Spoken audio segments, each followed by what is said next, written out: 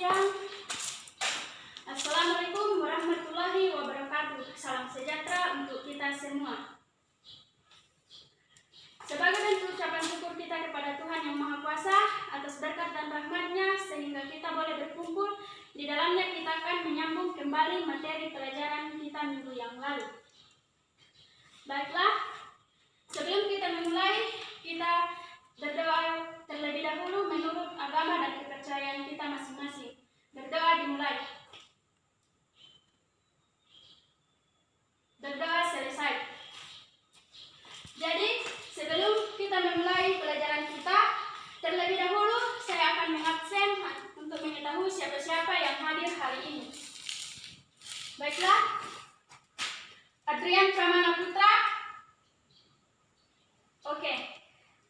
Jadi, sebelum kita masuk dalam materi kita yaitu hereditas manusia, saya akan memberikan terlebih dahulu untuk mengevaluasi pelajaran kita minggu yang lalu tentang pola-pola hereditas. Nah, apa yang dimaksud dengan hereditas adalah cara untuk mengetahui pewarisan sifat tertentu. Salah satu cara untuk mengenali dan memahami pola-pola hereditas adalah dengan menggunakan peta silsilah. Lalu, ada juga yang disebut dengan cara penggolongan darah pada manusia. Untuk lebih jelasnya dari materi minggu yang lalu, bisa kita lihat dalam buku paket atau dalam media sosial atau internet. Nah, sebelum kita lebih jauh membahas tentang materi hereditas manusia, kita harus mengetahui apa tujuan pembelajaran kita. Nah, tujuan pembelajaran kita adalah menyampaikan cacat dan penyakit pada manusia. Lalu tujuan yang kedua, memahami cacat dan penyakit yang terpaut kromosom seks atau biasa disingkat dengan gonosom.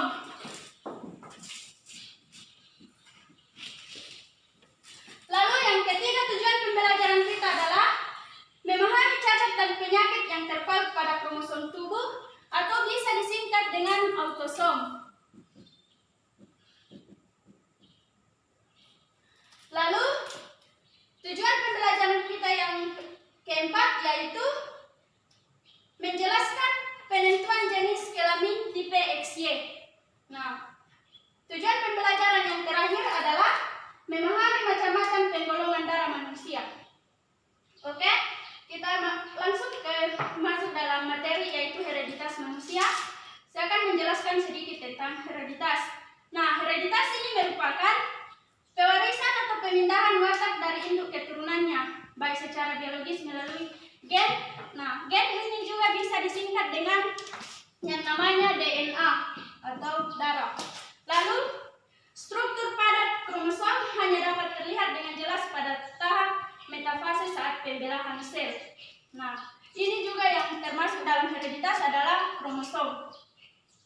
Nah, hereditas juga dapat diartikan sebagai bentuk atau cara sosial melalui pewarisan gelar atau status sosial.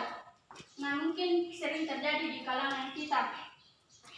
Nah, ada dua macam-macam kromosom ini, bukan hanya satu macam tetapi memiliki dua macam. Sudah tertera pada tujuan pembelajaran kita tadi, yaitu autosom atau kromosom tubuh. Nah, kromosom tubuh ini terdapat pada sel-sel tubuh atau somatis. Nah, bisa disingkat juga dengan disebut somatis. Lalu, gonosom. Ini gonosom merupakan atau bisa juga disebut dengan kromosom seks. Nah, terdapat pada sel kelamin atau bisa disingkat dengan gamet. Lalu, kromosom seks inilah atau kromosom sel kelamin inilah yang akan menentukan organisme, ada yang disebut jantan dan ada yang disebut betina atau laki-laki dan perempuan. Nah, sekarang kita masuk ke dalam materi berikutnya, yaitu kelainan dan penyakit menurun. Kelainan dan penyakit menurun ini terdapat di dalam hereditas manusia, bukan hanya di pola-pola hereditas, tapi tertuju pada hereditas manusia. Nah, yaitu kelainan gen. Misalnya, hereditas pada manusia mempelajari mengenai macam penurunan sifat atau kelainan pada manusia. Nah, Penurunan sifat pada manusia dibedakan menjadi dua, yaitu sifat yang terpaut kromosom tubuh atau autosom dengan kromosom seks atau biasa juga disebut dengan gonosom. Nah, ada beberapa contoh penyakit yang saya ambil sebagai bentuk materi kita hari ini yang terdapat di dalam autosom atau kromosom tubuh. Yang pertama itu penyakit menurun yang terdapat di kromosom tubuh. Yang pertama yaitu albino. Nah, albino ini adalah penyakit menurun di mana pada kulit manusia tidak mempunyai pigmen pewarna kulit. Nah, ciri-ciri seorang yang menderita albino mempunyai mata berwarna merah. Ini disebabkan karena darah merah tampak mengalir di retina mata. Nah, mata albino sangat peka juga terhadap cahaya matahari. Rambut albino putih di seluruh tubuhnya, bahkan jaringan di dalam tubuhnya seperti otak dan syaraf tulang belakang berwarna putih. Mungkin pernah kita jumpai di kalangan masyarakat. Lalu penyakit yang kedua yang saya ambil yaitu gangguan mental. Nah, yang termasuk gangguan mental ini adalah debil, imbisil, dan idiot. Biasa sering kita jumpai penyakit gangguan mental ini adalah idiot, di mana sifat menurun dikendalikan oleh gen resesif. Ciri orang yang mengalami gangguan mental. Ada beberapa atau ada 5 ciri orang yang mengalami gangguan mental. Yang pertama, menunjukkan gejala kebodohan. Yang kedua, refleksinya sangat lamban. Lalu, yang ketiga ciri-cirinya, rambut dan kulit kekurangan pigmen. Lalu yang keempat, umumnya tidak berumur panjang. Lalu yang kelima, jarang mempunyai keturunan. Lalu, penyakit menurun yang termasuk dalam autosom atau kromosom tubuh, saya ambil yaitu jari pendek atau bisa kita singkat dengan brasidaktil, atau ini adalah mungkin kata lain yaitu brasidaktil.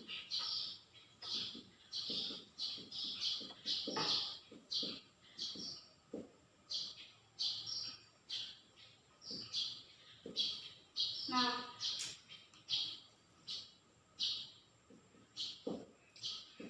brasidaktil ini mempunyai jari pendek karena tulang falanges atau ruas jari pendek. Hal ini disebabkan oleh gen dominan B. Dia bersifat atau dominan ke dominan B. Lalu penyakit yang keempat yaitu polidaktil atau kelebihan jumlah jari. Misalnya kita yang manusia normal memiliki 5 jari, dia bisa memiliki 6 atau 7 jari. Nah, itulah yang disebut polidaktil.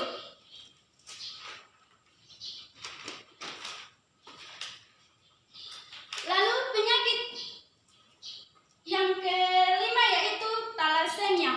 Nah, adalah kelainan genetik yang disebabkan rendahnya kemampuan pembentukan hemoglobin.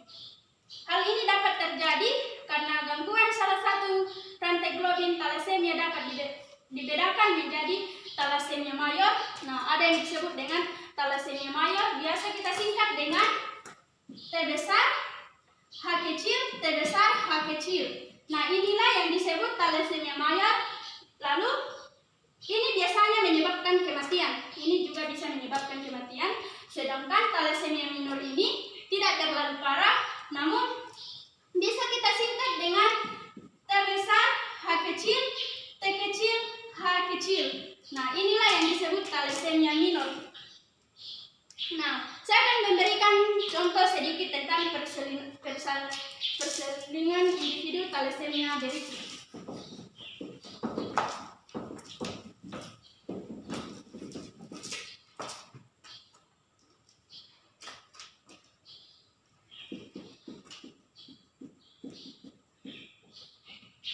Nah, kalau ini parental bisa kita singkat dengan E1, yaitu betina, T besar, H kecil, T kecil, H kecil, disilangkan dengan besar, H kecil, T kecil, H kecil. Akan membentuk seperti thalassemia minor. Saya singkat saja, thalassemia ini saya singkat dengan huruf T besar saja. Kemudian thalassemia minor juga. Akan membentuk gamet seperti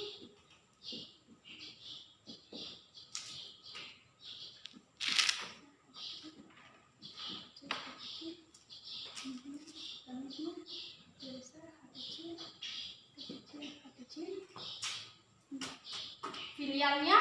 Ini filial bisa disingkat dengan FI. F besar, I kecil, yang akan membentuk seperti ini. TH kecil, T kecil, thalassemia minor, E mayor, kemudian TH, TH sama dengan thalassemia minor. Ini thalassemia mayor akan memiliki 1 atau 25%. Lalu thalassemia minor ini akan memiliki 2 gamet, yaitu 50% atau setengah dari 100%. Lalu TH kecil akan memiliki normal dengan 1 dengan 25%. Nah, inilah contoh persilangan individu thalassemia. Bisa dimengerti? Baik. Nah, penyakit menurun yang keenam yang saya ambil yaitu dentogenesis imperfecta. Nah, ini adalah kelainan pada gigi manusia yang menyebabkan tulang gigi dentin atau berwarna seperti air susu. Lalu, yang kedua yaitu penyakit menurun yang terpaut pada kromosom seks atau bisa disingkat dengan gonosom. Yaitu yang pertama penyakit menurun adalah buta warna. Sebenarnya buta warna ini sering kita jumpai, namun biasa kita sering katakan itu adalah orang bodoh, namun tidak demikian. Ini buta warna sebenarnya terpaut adalah penyakit menurun, di mana yang menyebabkan seorang tidak bisa membedakan, misalnya warna merah dengan biru, dia tidak bisa bedakan, ataukah kuning dengan hijau.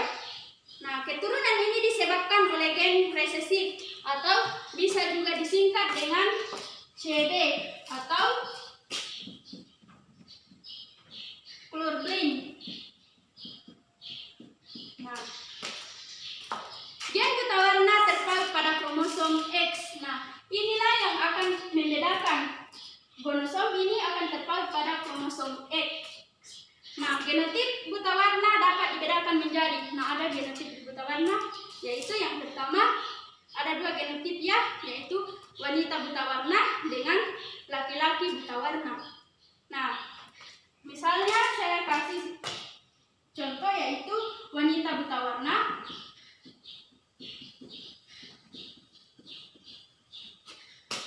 Dia memiliki XX CB. Nah, ini CB sama dengan colorblind ya. Nah, dia memiliki heterozigot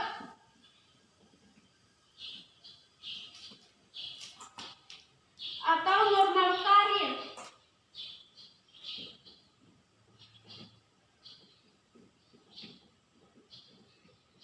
Atau dia disebut dengan pembawa sifat.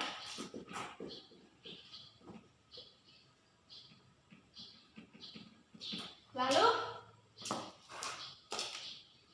XB CB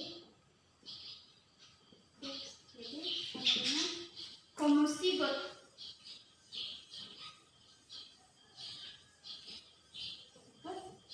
Resesif. Penderita buta warna.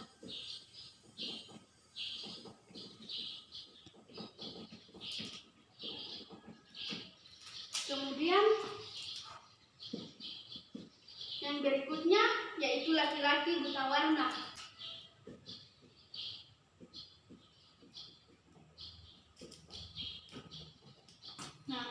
laki-laki buta warna ini hanya memiliki X, CB, atau laki-laki buta warna.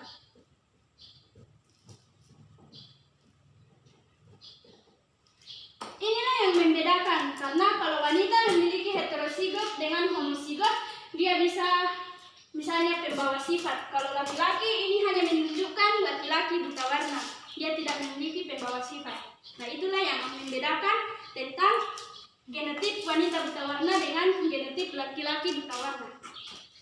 Oke, saya akan memberikan contoh soal sedikit tentang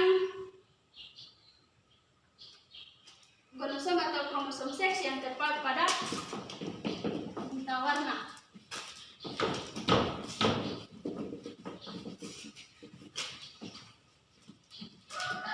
Nah, contohnya dari seperti ini. Nah, soalnya yaitu seorang laki-laki menderita buta warna atau colorblind. Nah, ada itu tadi colorblind. Nah, merah dan hijau beristrikan wanita normal, tetapi pembawa sifat buta warna atau kare, yaitu ini. Hampir dengan pembawa sifat yaitu wanita, dia bukan laki-laki. Nah, tentukan persentase anak yang mungkin lahir. Jawabannya seperti ini.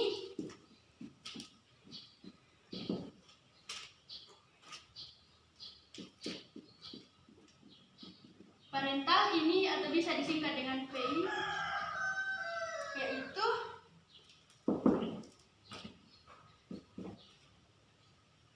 XXCB disilangkan dengan laki-laki yang disebut dengan XCBY. Nah, ini normal kali.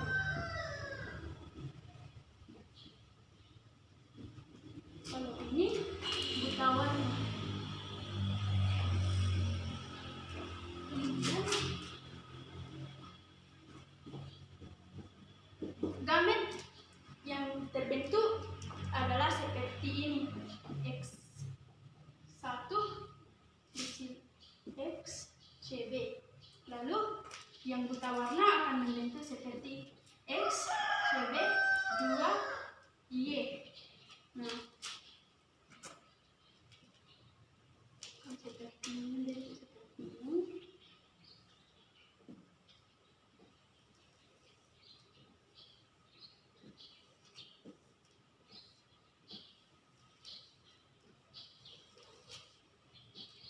Yaitu garantuan dengan jantan akan membentuk XCB, kemudian akan terbentuk Y.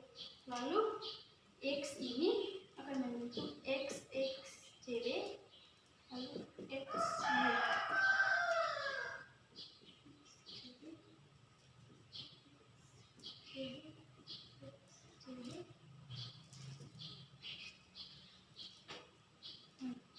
Nah, kromosom XY ini nanti kita akan pelajari pada materi berikutnya dalam penentuan jenis kelamin. Lalu pilih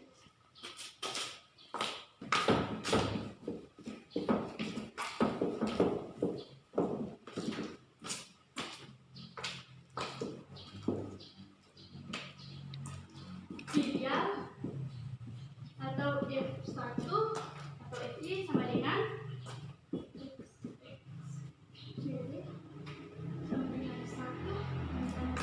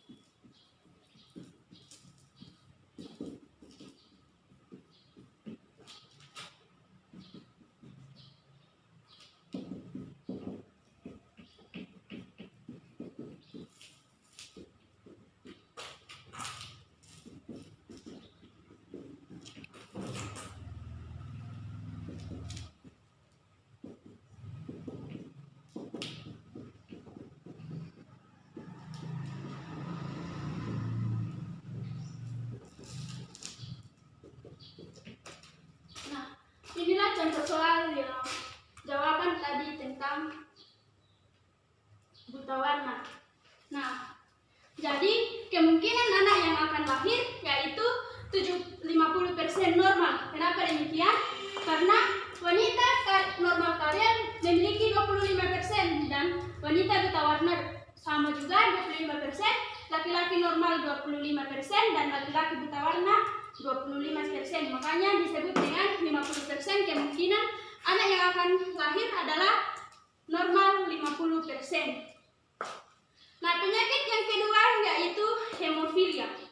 Nah, penyakit yang menurun di mana darah sukar membeku. Misalnya kita mempunyai atau kita mengalami luka, entah itu ringan atau luka parah, darah kita sukar membeku. Biasanya itu 15 menit. Kalau darah sudah membeku berarti kita ini tidak memiliki penyakit menurun yang disebut dengan hemofilia.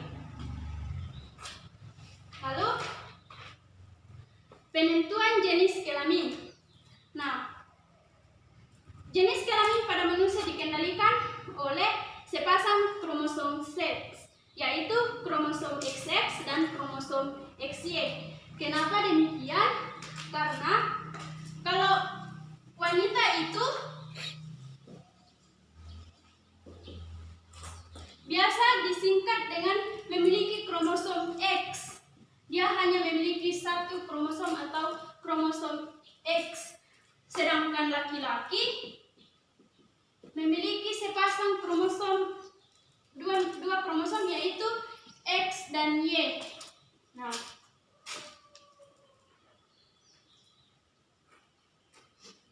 Nah, kemudian kromosom perempuan ini bersifat homogametik, sedangkan susunan kromosom seks laki-laki bersifat heterogametik. Bila terjadi pembelahan meiosis, maka seorang perempuan hanya akan menghasilkan satu macam sel gamet, yaitu X ini.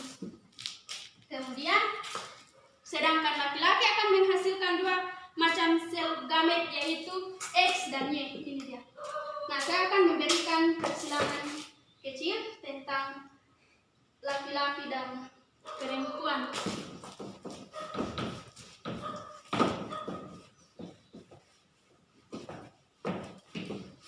Saya sedikit ambil yaitu persilangan. Misalnya ini ibu.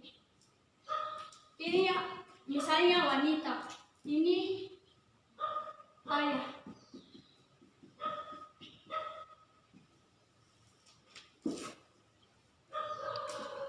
Nah, ibu ini akan menghasilkan XX atau kromosom, dia memiliki sepasang kromosom XX, sedangkan ayah memiliki sepasang kromosom yaitu XY.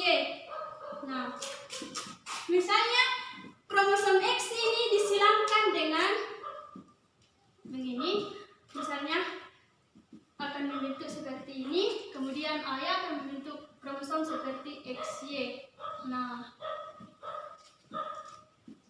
misalnya kromosom ibu disilangkan dengan kromosom ayah, misalnya kromosom X dari ibu disilangkan ke kromosom ayah akan membentuk kromosom XX.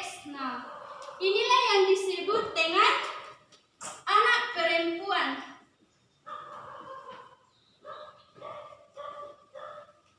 Kemudian misalnya kromosom ibu X akan disilangkan ke kromosom ayah yaitu Y, akan membentuk kromosom XY. Jadi inilah yang akan disebut dengan anak laki-laki. Nah, seperti inilah persilangan untuk penentuan jenis kelamin. Jadi dari skema tersebut nampak jelas bahwa yang menentukan jenis kelamin anak adalah ayah, karena ibu akan hanya memberikan kromosom X, sedangkan ayah akan memberikan kromosom XY, misalnya kalau anak laki-laki. Nah,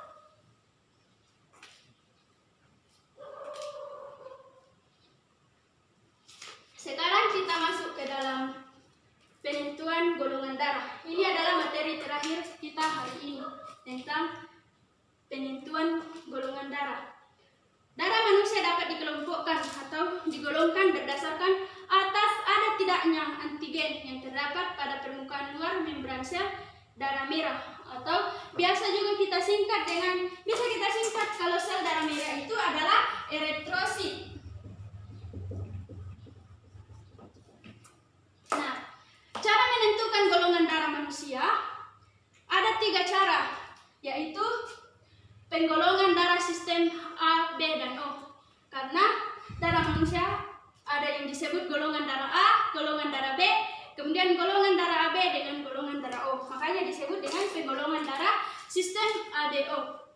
Kemudian cara yang kedua yaitu penggolongan darah sistem resus. Lalu yang ketiga penggolongan darah sistem ME. Nah, ketiga cara penggolongan darah inilah sangat berbeda-beda, yaitu misalnya pada sistem ABO yang menentukan golongan darah adalah antigen A dan B. Kalau misalnya ABO, dia akan ditentukan oleh antigen A dan B. Lalu pada sistem RH atau resus ini golongan darah ditentukan oleh antigen RH atau antigen D. Resus atau RH, antigen dia antigen D. Sedangkan sistem MN berdasarkan ada perbedaan salah satu jenis antigen glikoprotein. Nah, inilah yang membedakan antara penggolongan darah sistem ABO dengan sistem resus lalu sistem MN. Baik. Nah, kesimpulan dari materi kita hari ini yaitu saya akan memberikan tips sedikit untuk cara menghindari penyakit menurun, karena ini juga penyakit menurun bisa dihindari sadar ataupun kita tidak sadar. Nah, salah satu cara untuk menghindari penyakit menurun ini, hindarilah perkawinan antara sesama keluarga yang masih dekat hubungan darahnya. Lalu, jangan kawin dengan orang-orang yang sakit jiwa atau mengalami gangguan mental.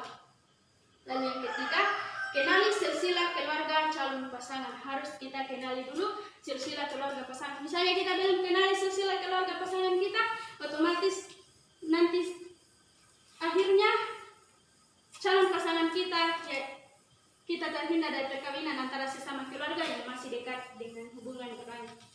Baiklah, sampai di sini ada yang akan bertanya? Baik, kalau tidak ada, kalau sudah paham semua materi kita hari ini, nah saya akan memberikan satu kuis sebagai PR kita atau pekerjaan rumah. Nah, soalnya seperti ini. Saya ambil dari persilangan yang penyakit hemofilia atau penyakit menurun yang terpaut pada kromosom seks ya, atau gonosom. Nah, seorang wanita karier hemofilia bersuamikan laki-laki normal, tentukan persentase anak-anak yang bukan mungkin lahir. Sama dengan hal yang tadi, namun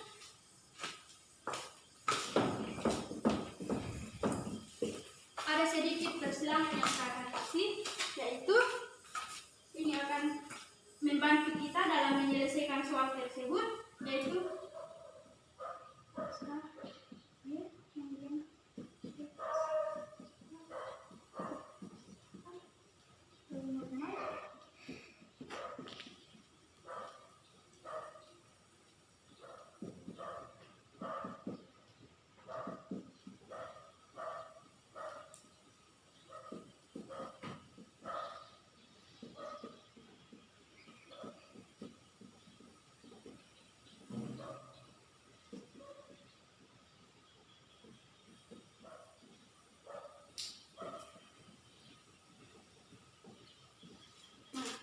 ini adalah rumus untuk mencari jawaban dari kuis yang saya berikan tadi. Baiklah, demikian materi kita hari ini. Semoga bermanfaat dan kiranya apa yang kita pelajari dapat dipelajari di rumah ataupun di sekolah kita. Baik, dengan ucapan banyak terima kasih, terakhir saya akan undur diri atau Ibu Guru akan kembali memberikan materi selanjutnya. Namun sebelumnya itu, kembali kita berdoa menurut agama dan kepercayaan kita masing-masing. Kita berdoa. Selesai. Demikian presentasi atau materi kita hari ini dengan ucapan Assalamualaikum warahmatullahi wabarakatuh. Selamat siang.